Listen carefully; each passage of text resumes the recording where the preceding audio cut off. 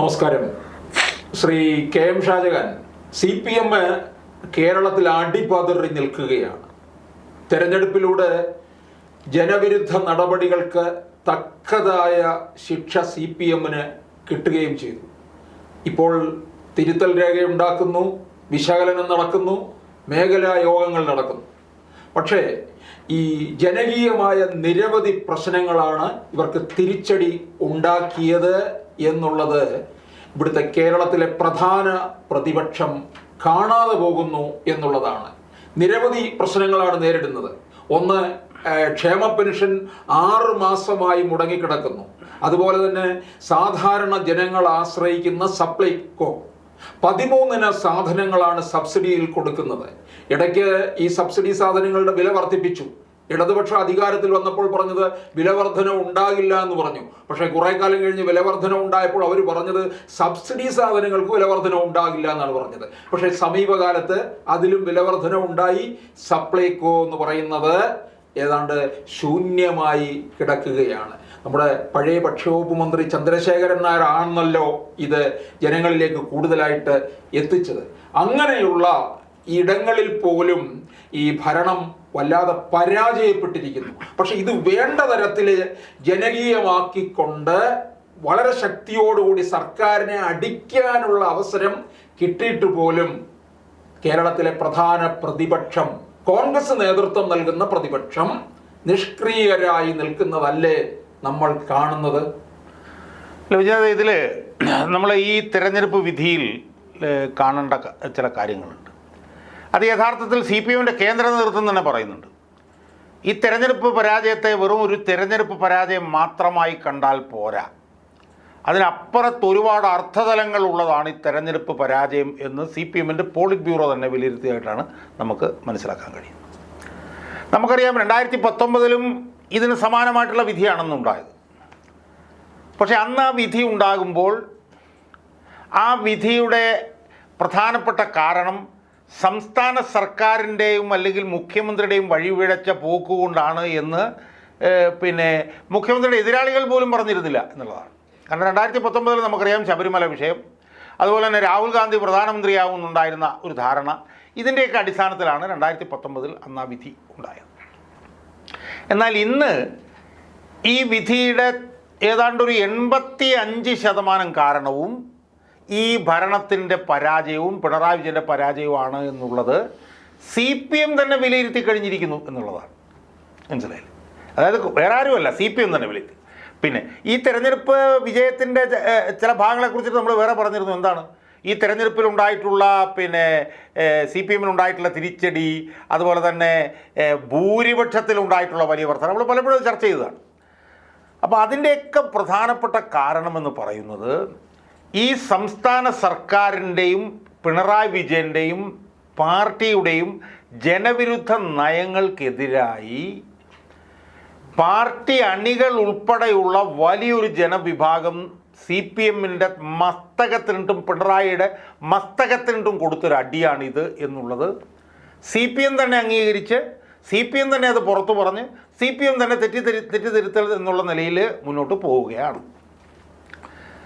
അതിനകത്ത് എന്തൊക്കെയാണ് പറയുന്നത്? ഇപ്പം പ്രകാശ് കാരാട്ടൻ ഇന്നലെ പറഞ്ഞെന്താ, ത്രിപുരയുടെയും ബംഗാളിൻ്റെയും വഴിയെ പോകുന്ന അവസ്ഥ ഉണ്ടാകുന്നു, അടിസ്ഥാന ജനവിഭാഗങ്ങളുടെ വോട്ട് പോകുന്ന വോട്ട് BJPയിലേക്ക് പോകുന്നു. അതിഗുരുതരമായിട്ടുള്ള 3 ആരോപണങ്ങൾ CPMൻ്റെ മുൻ ദേശീയ ജനറൽ സെക്രട്ടറിയും പോളിറ്റ് ബ്യൂറോ അംഗവും കേരളത്തിൽ വന്ന് പറയുമ്പോൾ എന്തെങ്കിലും തലയ്ക്ക് വെളിവുള്ള ഒരു പ്രതിപക്ഷമായിരുന്നു ഇവിടെ ഉണ്ടായിരുന്നത്. എന്തെങ്കിലും കോമൺ സെൻസ് തലയ്ക്കകത്ത് എന്തെങ്കിലും കുറച്ച് ഗ്രേ മാറ്റർ ഉള്ള ഒരു പ്രതിപക്ഷമായിരുന്നു ഇവിടെ ഉണ്ടായിരുന്നതെങ്കിൽ നിങ്ങളുടെ പോളിറ്റ് ബ്യൂറോ തന്നെ ഇങ്ങനെ വിലയിരുത്തിയിരിക്കുന്നു. നിങ്ങളുടെ പോളിറ്റ് ബ്യൂറോ തന്നെ പറയുന്നു നിങ്ങൾ ബംഗാളിൻ്റെയും ത്രിപുരയും വഴി പോവുകയാണെന്ന്. നിങ്ങളുടെ പോളിറ്റ് ബ്യൂറോ തന്നെ പറയുന്നു നിങ്ങൾക്ക് അടിസ്ഥാന വിഭാഗങ്ങളുടെ വോട്ട് പോയെന്ന്. നിങ്ങളുടെ പോളിറ്റ് ബ്യൂറോ തന്നെ പറയുന്നു നിങ്ങളുടെ വോട്ടുകൾ BJP കൊണ്ടുപോയി. ഇനി ഒരു നിമിഷം അധികാരത്തിലിരിക്കാൻ ഉളുപ്പുണ്ടോ പിണറായി വിജയ? The earlier the better. നിങ്ങൾ ഇറങ്ങി നിങ്ങളുടെ ധർമ്മടത്തേക്ക് വണ്ടി പിടിച്ച് പോവുകയല്ലേ ചെയ്യേണ്ടത് എന്ന് പറയുകയായിരുന്നു എന്തെങ്കിലും ഉളുപ്പോ നട്ടല്ലോ ഉള്ള ഒരു പ്രതിപക്ഷം ചെയ്യേണ്ടിയിരുന്നത്. ഈ സഭ നടക്കുകയാണ്, സഭയിൽ പോലും ഇവരൊന്നും പരാമർശിക്കുന്നില്ല. ഇടയ്ക്ക് ഞാൻ കേട്ടത് PK ബഷീർ വളരെ സരസമായിട്ടെന്തോ ഒന്ന് രണ്ട് കാര്യങ്ങളൊന്ന് സൂചിപ്പിച്ചു. അത്ര മാത്രമേ ഞാൻ കേട്ടുള്ളൂ. അത്ര മാത്രമേ ഉള്ളൂ, മനസ്സിലായി. അപ്പം യഥാർത്ഥത്തിൽ ഇപ്പോൾ കേരളത്തിലുള്ളത് എന്താണ്? ശരിക്കും വരി ഉടയ്ക്കപ്പെട്ട പ്രതിപക്ഷം, എന്തെങ്കിലും ഒരു ആർജവമുള്ളൊരു പ്രതിപക്ഷമായിരുന്നെങ്കിൽ ഈ കാര്യം പറഞ്ഞുകൊണ്ട് ഈ മന്ത്രിസഭ രാജിവെക്കണമെന്ന് പറഞ്ഞിട്ട് ജനങ്ങളെ സംഘടിപ്പിക്കാൻ വേണ്ടിയിട്ട് ഇറങ്ങുമായിരുന്നു. ഒന്നും ചെയ്യാൻ കഴിയുന്നില്ല. ഇപ്പം ഏറ്റവും പുതിയതായി വന്നിരിക്കുന്ന ഒരു കേരളത്തിലെ ക്രമസമാധാന പാലന ചുമതലയുള്ള DGP, അയാൾ ഒരുത്തനെ വഞ്ചിച്ച് ഭൂമി തട്ടിച്ചെന്ന് പറഞ്ഞിട്ട് വിധി വന്നിരിക്കുന്നു. വിധി ഏറ്റവും ഗുരുതരമായ അല്ലേ, മറ്റുള്ള ആരോപണങ്ങളായിരുന്നു, ഇത് വിധി വന്നിരിക്കുന്നു. അപ്പം അതിലും ഈ പ്രതിപക്ഷത്തിനൊന്നും പറയാനില്ല, ഒരു ചുക്കും പറയാനില്ല. അതിന് പകരം വന്ന വാർത്ത എന്താ? ഞാൻ പറഞ്ഞു ഇവനെയൊക്കെ ഉണ്ടല്ലോ, സത്യം പറഞ്ഞാൽ ഈ ചാണകം മുക്കിയ ചൂലുകൊണ്ട് അടിക്കുകയാണ് ചെയ്യേണ്ടതെന്ന് ഞാൻ പറഞ്ഞു. കാരണം അത്രയും കാര്യത്തിലേക്ക് പോകുന്നതിന് ചെറിയൊരു കാര്യം തന്നെ നമുക്ക് നോക്കിയാൽ തിരുവനന്തപുരം നഗരസഭയിൽ നമ്മൾ കണ്ടതല്ലേ, അവിടെ പോലും ഈ പ്രതിപക്ഷത്തിന് ഒന്നും അല്ല. ഞാൻ പറയുന്നത് ഈ തെരഞ്ഞെടുപ്പ് വിജയം കഴിഞ്ഞിട്ട് ഇപ്പം എന്താണ് ഇവരുടെ പരിപാടി എന്നറിയാമോ? അതായത് മുഖ്യമന്ത്രിയാവാൻ വേണ്ടിയിട്ടുള്ള തയ്യാറെടുപ്പിലാണ് ഇവർ. കഴിഞ്ഞ ദിവസം മലയാള മനോരമ ചാനലിൽ വന്നൊരു വാർത്തയിൽ പറയുന്നത് ശശി തരൂർ നിയമസഭയിലേക്ക് മത്സരിക്കും തിരുവനന്തപുരത്ത് ഒരു മണ്ഡലത്തിൽ. എന്തായാലും അടുത്ത തവണ അദ്ദേഹം പാർലമെന്റിലേക്ക് ഇല്ല എന്ന് പറഞ്ഞു. അപ്പം അയാൾ നിയമസഭയിലേക്ക് മത്സരിക്കാൻ ആലോചിക്കുന്നു.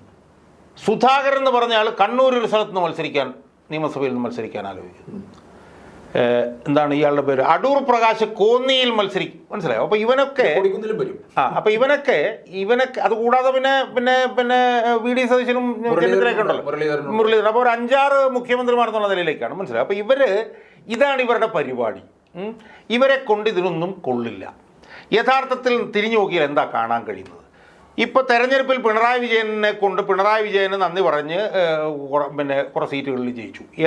യഥാർത്ഥ വസ്തുത എന്ന് പറഞ്ഞാൽ എന്താ? 50% ബൂത്ത് കമ്മിറ്റികൾ പോലും ഇല്ലാത്ത പാർട്ടിയാണ് കോൺഗ്രസ്.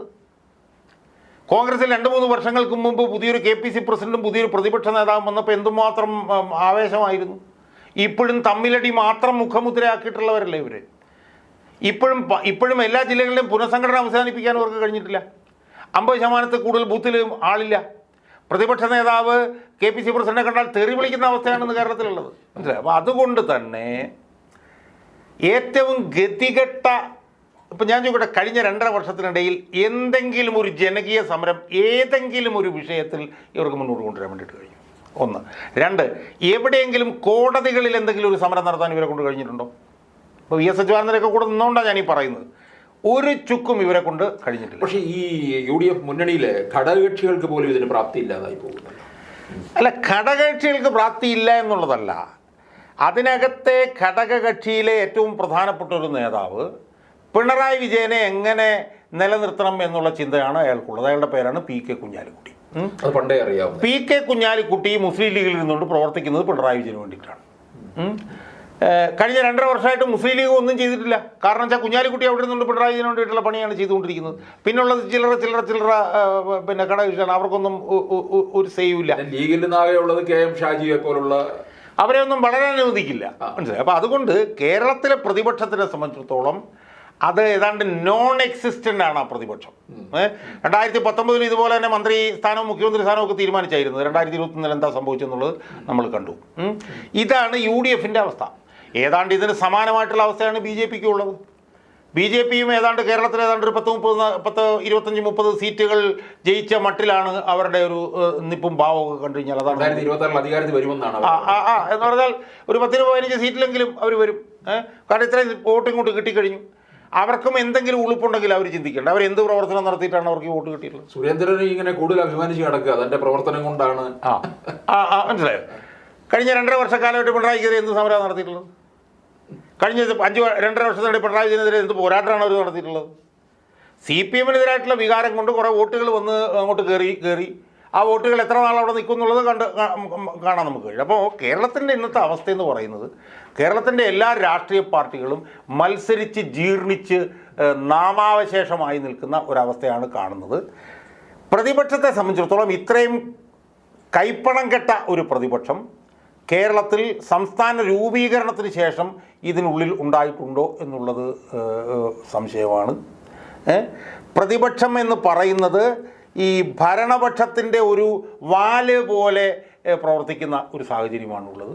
ഇത്രയും വലിയ തിരിച്ചടി സി പി എമ്മിനുണ്ട്. അപ്പം നമ്മൾ തന്നെ എത്രയോ 10-12 ദിവസമായി നിരന്തരം നമ്മൾ ഈ കാര്യം ചർച്ച ചെയ്യുന്നു. നമ്മൾ ആരാണ്, ഞാൻ ആരാണ്, നിങ്ങളാരാണ്, നമുക്ക് പാർട്ടിയില്ല, ഗ്രൂപ്പില്ല, ഒന്നുമില്ല.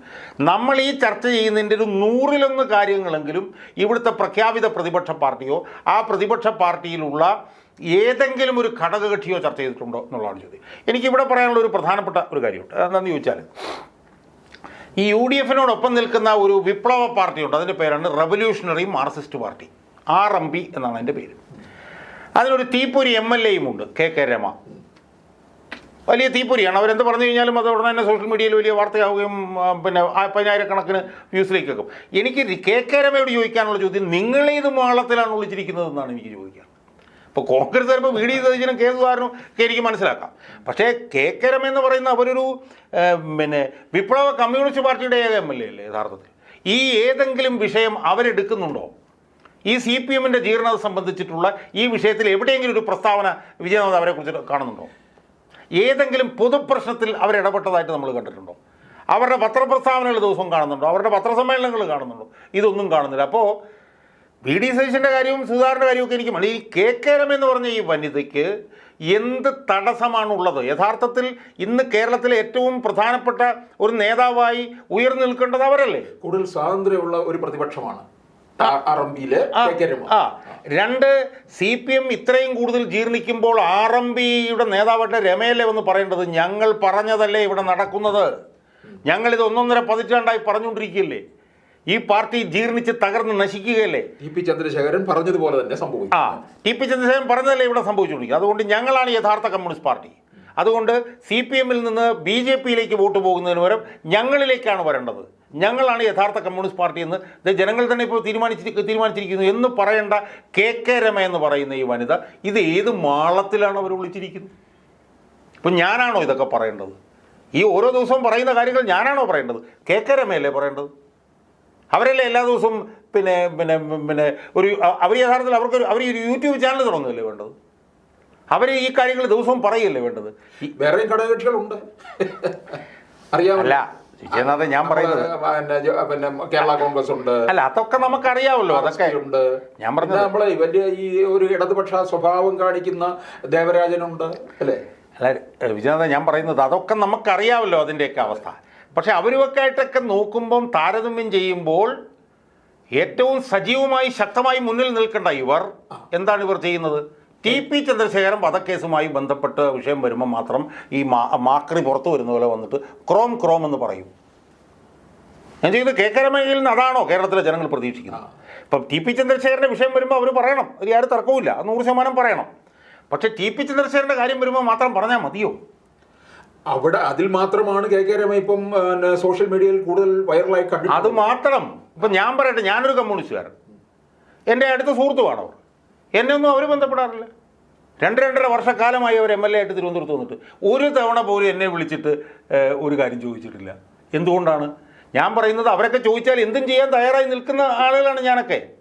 പക്ഷേ അപ്പോൾ ഇതെന്താ സംഭവിക്കുന്നത്? ഇവർ മൂക്കുകുത്തി പോവുകയാണ് എന്നുള്ളത് ഇവരും മനസ്സിലാവുന്നില്ല. ഇനി ചന്ദ്രശേഖരൻ വിഷയത്തിൽ തന്നെ ഒരു ചോദ്യം എനിക്ക് അവരോട് ചോദിക്കാറുണ്ട്. ചന്ദ്രശേഖരൻ്റെ വിഷയത്തിൽ അവരെന്താ പറയുന്നത്? കൊന്നവരെ പിടിച്ചുള്ളൂ, കൊല്ലിച്ചവരെ പിടിച്ചില്ല എന്നല്ലേ പറയുന്നത്. കൊല്ലിച്ചവരെ പിടിക്കാത്തത് ആരാ? കൊല്ലിച്ചവരെ പിടിക്കാത്ത അവരുടെ കൂടെ തന്നെ നിയമസഭയിലിരിക്കുന്ന പിന്നെ തിരുവഞ്ചൂർ രാധാകൃഷ്ണനാണ് ഇതിനകത്ത് അന്വേഷണം മുഴുവൻ അട്ടിമറിച്ചത്. എന്തിന്? സോളാർ കേസ് അട്ടിമറിക്കുന്നതുമായി സോളാറിലെ മറ്റേ എന്തുണ്ടല്ലോ ഇവിടെ പിന്നെ മലമൂത്ര വിസർജനം നടത്താൻ കൊണ്ടുവന്നില്ലേ, ആ സമരം അട്ടിമറിക്കുന്നതിൻ്റെ ഭാഗമായിട്ട് തിരുവഞ്ചൂർ രാധാകൃഷ്ണനാണ് കൊല്ലിച്ചവർക്കെതിരായിട്ടുള്ള അന്വേഷണം അട്ടിമറിച്ചത്. അപ്പോൾ യഥാർത്ഥത്തിൽ പിണറായി വിജയനെതിരെ പിന്നെ രമ നടത്തുന്ന സമരത്തിന് സമാന്തരമായി തിരുവഞ്ചൂർ രാധാകൃഷ്ണനെതിരെയും രമ വിരൽ ചൂണ്ടണ്ടേ? കാരണം തിരുവഞ്ചൂർ രാധാകൃഷ്ണൻ ഉഷാറായി പ്രവർത്തിച്ചിരുന്നെങ്കിൽ അന്ന് കൊല്ലിച്ചവരെയും പിടിക്കാമായിരുന്നല്ലോ. അപ്പം KK രമ ശരിക്കും ഒരു ആത്മപരിശോധന നടത്തണം, അവരെന്താണ് ചെയ്യേണ്ടത് എന്ന്. മാത്രമല്ല അവരൊരു സമ്മർദ്ദ ശക്തിയായി അവർ VD സതീശനോട് ചോദിക്കണം, നിങ്ങൾ എന്താണ് ഈ കാണിച്ചുകൊണ്ടിരിക്കുന്നത്? നിങ്ങൾ ഏത് മാളത്തിലാണ് വിളിച്ചിരിക്കുന്നത്? പിണറായി വിജയൻ രാജിവെക്കണം എന്ന് പറഞ്ഞ് നിങ്ങൾ സമരം നടത്തണം. പിണറായി വിജയൻ രാജിവെക്കണം എന്ന് പറഞ്ഞ് സമരം നടത്തിയില്ലെങ്കിൽ ഞാൻ സമരം ചെയ്യാനിറങ്ങും എന്ന് പറഞ്ഞുകൊണ്ട് അവരിറങ്ങണ്ടേ? ഏത് പൊതുപ്രശ്നത്തിലാണ് അവർ ഇറങ്ങിയിട്ടുള്ളത്? ഇപ്പം സിദ്ധാർത്ഥൻ്റെ മരണം വന്നു, അവരുണ്ടായിരുന്നു. ഏത് പരിസ്ഥിതി പ്രശ്നത്തിലാണ് അവരുള്ളത്? എനിക്കറിയത്തില്ല. അവർ VS അച്യുതാനന്ദൻ്റെ ഏറ്റവും വലിയ ശിക്ഷയാണെന്ന് അവർ ഇല്ല. മനസ്സിലായി. അപ്പോൾ ഇതൊക്കെ പക്ഷെ കെ രമ ഒരു വളരെ വെല്ലുവിളിയോടുകൂടി അത് എടുത്തുയർത്തിയാൽ ഈ വലിയൊരു പൊതുജന പിന്തുണ അവർക്ക് കിട്ടും. ഒരു സംശയവും വേണ്ട വിജയനാഥെ. അവരെ രംഗത്തിറങ്ങി വന്നാൽ അവരെ ഒരു വനിതാ മുഖ്യമന്ത്രിയെ ജനം കാണുന്ന ആളെ, അവരെ കെ ആർ ഗൗരിയമ്മയുടെ പിന്തുണച്ചക്കാരിയായിട്ട് ജനങ്ങൾ കാണും. അവരെവിടെയെന്നാണ് ഞാൻ ചോദിച്ചത്. എൻ്റെ മനോവ്യഥയാണ് ഞാൻ ഈ അവതരിപ്പിക്കുന്നത്. മനസ്സിലായോ? അവർ തന്നെ അവരുടെ സ്പേസ് ഇല്ലാതാക്കിക്കൊണ്ടിരിക്കുകയാണ്. അവർ തന്നെ സ്വയം ചുരുങ്ങി പോവുകയാണ്. അതുകൊണ്ട് നമ്മുടെ ഈ സംഭാഷണം കണ്ടിട്ടെങ്കിലും അവർ ഈ പൊതുരംഗത്ത് ഉഷാറായി വരാൻ അവർ തയ്യാറാവട്ടെ എന്നുള്ള ഒരു പ്രതീക്ഷയാണ് എനിക്കുള്ളത്. ആ പ്രതീക്ഷയുടെ ഭാഗമായിട്ടാണ് ഞാൻ ഇത്രയും വൈകാരികമായിട്ട് ഈ വിഷയം അവതരിപ്പിച്ചത്.